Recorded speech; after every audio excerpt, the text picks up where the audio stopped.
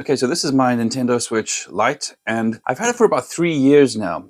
And the reason I bought it is because I wanted to play some first-party Nintendo games like Legend of Zelda, Breath of the Wild, and Super Mario Odyssey.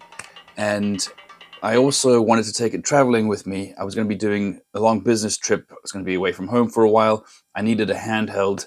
Didn't need it, but I wanted a handheld while I was away from home. And the reason I went for the Switch Lite instead of the regular Switch was that it's less expensive and more compact. Although there are some drawbacks to the Lite model as compared to the OLED and the regular Switch. So why don't we go ahead and just get the drawbacks out of the way right from the start. So the first drawback is you don't get an OLED screen. And while this screen isn't terrible, it's not going to compare to an OLED at all. The next downside of the Lite model is that you can't connect it to a TV. So it's a purely handheld gaming experience. Then you can't detach the Joy-Cons like you can on the regular Switch. But there are also plenty of great things about this console.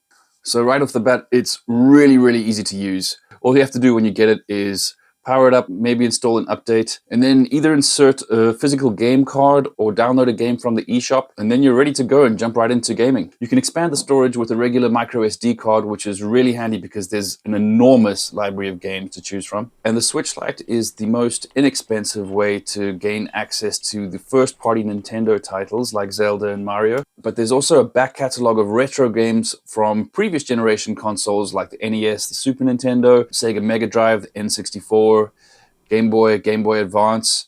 Unfortunately, you need to take out a subscription to Nintendo Switch Online in order to play those retro games. And in fact, I think you need to get the expansion pack to play some of the other consoles like the N64 and the Game Boy Advance. But it's not that expensive. Another great thing about this console is that it is very compact while traveling.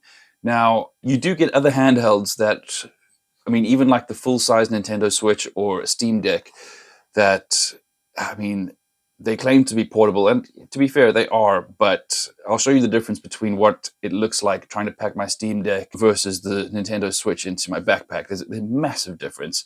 One of them is legitimately something that you can carry around everywhere that you go as long as you have a backpack with you. The other one, while you could, it's basically going to take up the whole backpack for you, and you practically won't have space for anything else in there. But with this, it's great. You got plenty of space. I wouldn't really put it in my pocket or anything like that, but if you've got a bag with you, it's fine. Charging is via USB-C, and they have a headphone jack, which is great. But if you're using wireless headphones, then you can connect via Bluetooth too, and the Bluetooth latency, it's not very noticeable. So who is this console for? Well, you wouldn't want to share this console, because like I said before, it's purely handheld, so you're not going to be able to have two players playing up on a TV screen with one of these. So if you're buying it for an individual like yourself or for your child, I think that's great. It's also good as a second Switch. So if you have more than one kid and you already have a Switch at home, but you want to be able to let them both play on a Switch while you're going on vacation, then the Switch Lite is a great second Switch to have in that situation. But look, there's a reason why this console has sold so many units. While it's made of plastic, it's still a very high quality piece of tech. And then the quality of the first-party games themselves is exceptionally high, as well as there being literally thousands of third-party games released for the Switch, which are all playable on the Switch Lite, just in handheld form. It's incredibly good value, and honestly, you can't go wrong with this thing.